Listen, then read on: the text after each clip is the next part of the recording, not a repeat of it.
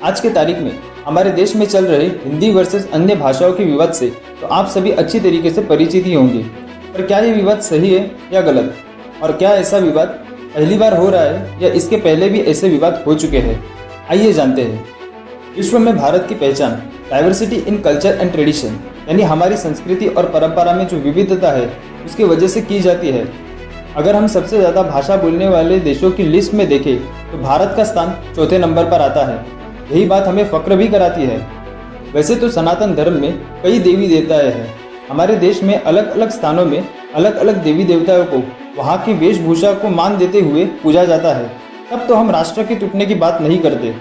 ऐसे ही हर पुरुष या स्त्री को पहचान देने के लिए उसका नाम काफ़ी होता है, फिर क्यों हम सरनेम या उपनाम का प्रयोग करते हैं।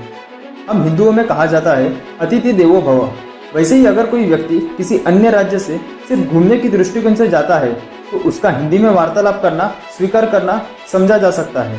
परंतु अगर कोई व्यक्ति किसी अन्य राज्य में व्यापार या नौकरी की दृष्टिकोण से जाए तो उस जगह की संस्कृति और सभ्यता का आदर न करे तो ये कहाँ तक सही हो सकता है। आखिर वह राज्य उनकी कर्मभूमि हो जाती है। भगवान श्री कृष्ण ने भी इंद्र की पूजा करने के जगह गोवर्धन की पूजा करने कहा था।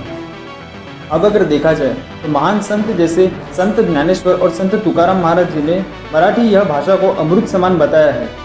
साथ ही तमिलनाडु के तिरुनेलवेली में जो आर्टिफैक्ट्स मिले हैं उस पर तमिल में लिखे गए शब्द पाए गए हैं और वो आर्टिफैक्ट्स आज से कुछ 5000 साल पुराने थे। ऐसी बातें होने पर वहाँ के रीजनल लोग आखिर हिंदी को कंपलसरी लैंग्वेज क्यों स्वीकार करें। नॉर्थ के राज्य की कई भाषाएं हिंदी की वजह से लुप्त हो गई है। क्या हमें यही दृश्य अन्य राज्यों में भी देखना है? अगर नहीं तो आप कमेंट में हमें बताएं कि हिंदी की शक्ति आखिर कितनी योग्य है।